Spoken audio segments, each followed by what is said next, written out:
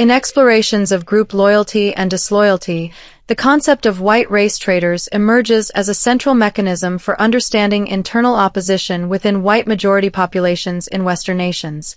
These individuals of European descent engage in actions or compliance that undermine white advocacy and self-preservation, often while other ethnic, racial, or religious groups openly organize and advocate for their own interests without equivalent condemnation. The framework posits that such disloyalty frequently stems from accidental circumstances, external compulsion, or social pressures rather than deliberate malice, occurring amid broader perceptions of demographic disruption through porous borders, unregulated mass migration, and ideological manipulations that disadvantage white populations in their own countries. This dynamic creates an imbalance where white self-advocacy is framed as illegitimate, even as parallel efforts by other groups receive acceptance, leading to tangible strains on economics, voting patterns, quality of life, and social cohesion. Sudden psychological transformations play a pivotal role in this model, manifesting as epiphanies when individuals recognize they have been lied to, manipulated, or compelled into behaviors that harm their group interests. These shifts arise from cognitive dissonance resolution, where prior advocacy for other causes or passive acceptance of policies collides with personal or communal costs, prompting an immediate reorientation toward robust white advocacy.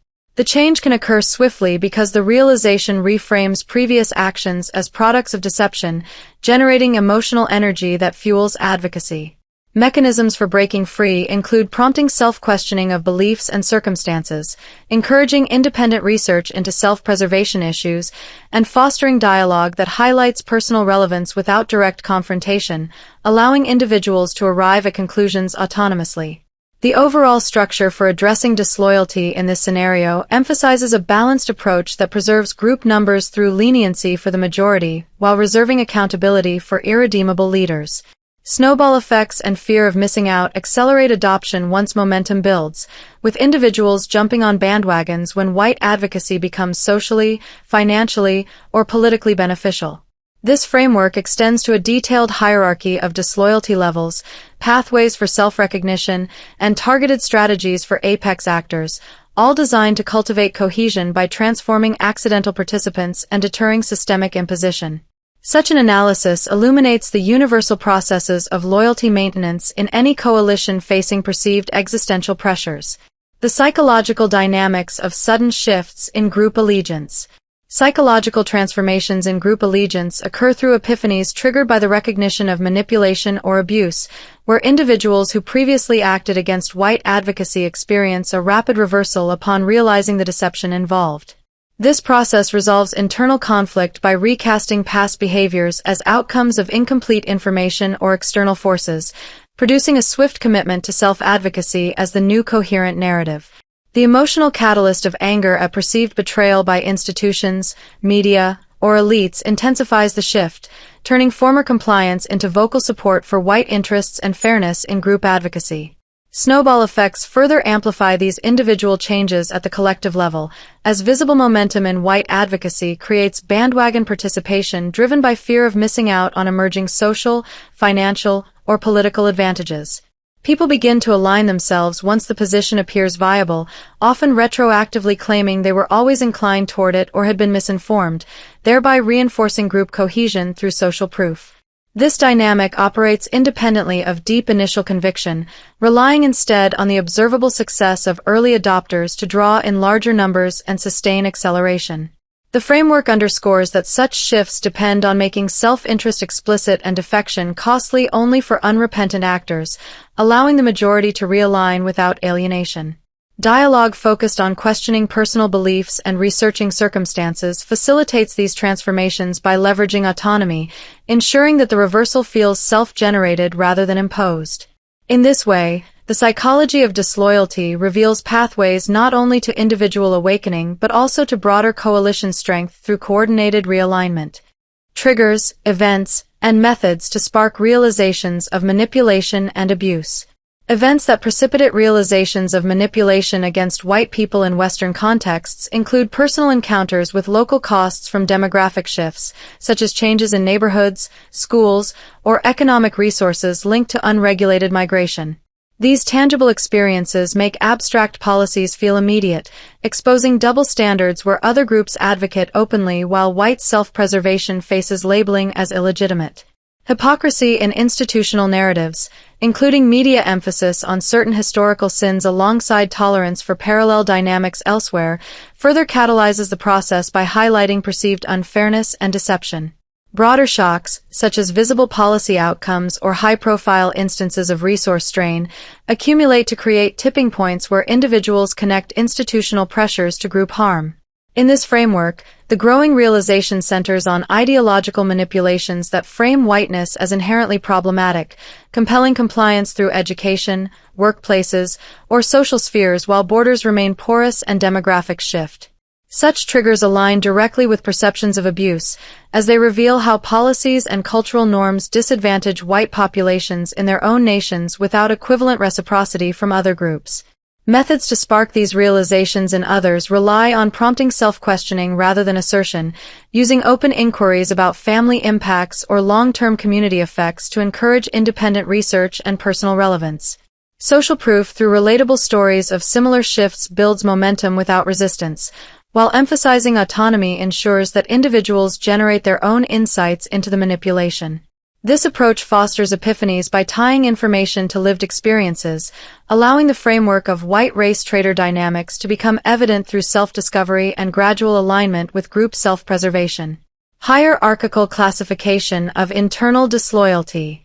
A hierarchical typology of white race traitors classifies levels of disloyalty according to impact, intent, and position, ranging from apex actors who wield power to passive participants whose actions stem from unawareness.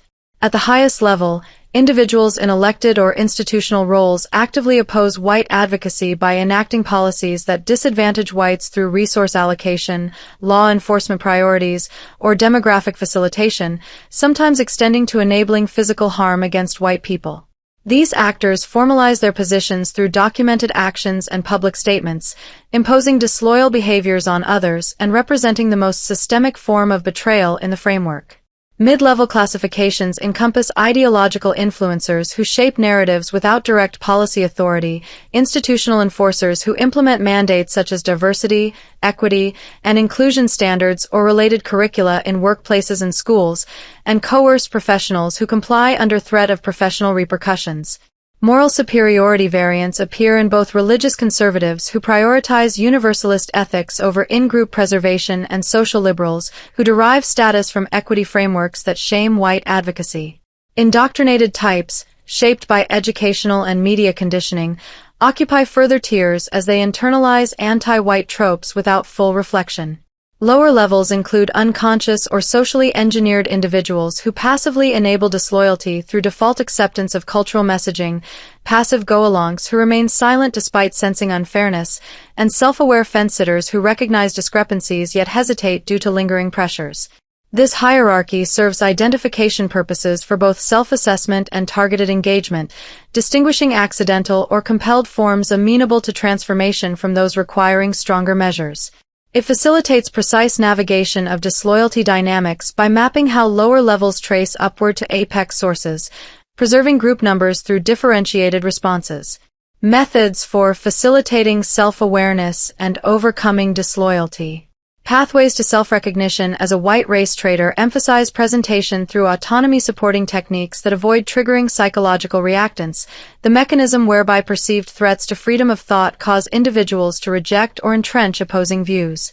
Gentle Socratic questioning invites exploration of personal values, policy impacts, and fairness alignments, allowing discrepancies between intended morality and actual group harm to surface internally. Motivational interviewing complements this by employing reflective listening and affirmations to elicit change talk from the individual, framing the process as a voluntary examination of circumstances rather than external imposition. Behavioral and self-help methods reinforce awareness through practical exercises, such as journaling to track real-life effects of policies or cultural norms on family and community interests, or conducting small experiments in voicing mild self-advocacy to observe outcomes. These tools build self-efficacy by encouraging independent fact-checking and value clarification, transforming unconscious compliance into conscious realignment. Outreach occurs via empathetic one-on-one dialogue and peer mentoring from those who have undergone similar shifts, creating supportive environments where stories of realization normalize the transition without confrontation. For the highest levels of disloyalty, bottom-up identification traces policy imposition from lower tiers upward, mapping networks of interconnected organizations and influences that sustain apex actors. Exclusion, banishment, and removal function as conceptual deterrence tools reserved exclusively for these irredeemable figures, serving as visible examples to clarify boundaries and prevent manipulation of others. This selective accountability educates the broader group on unacceptable behaviors while maintaining leniency for redeemable levels, ensuring overall cohesion through a full cycle of realization, transformation, and protective measures. Conclusion: Hierarchical analysis of disloyalty and self-realization in Western contexts. The framework of white race traitor dynamics integrates psychological shifts, hierarchical classifications, and strategic responses into a cohesive model for maintaining group loyalty amid perceived manipulation and abuse. Sudden epiphanies and snowball effects demonstrate how individuals and collectives realign towards self-preservation once deception becomes evident, with dialogue and self-questioning providing the primary avenues for the majority.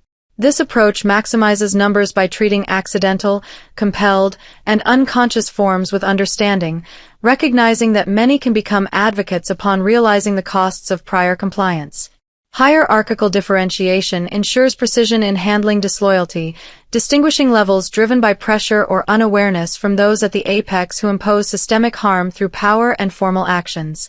Bottom-up identification links everyday experiences to leadership networks, revealing the ecosystem of influence while educational pathways facilitate self-awareness across tiers.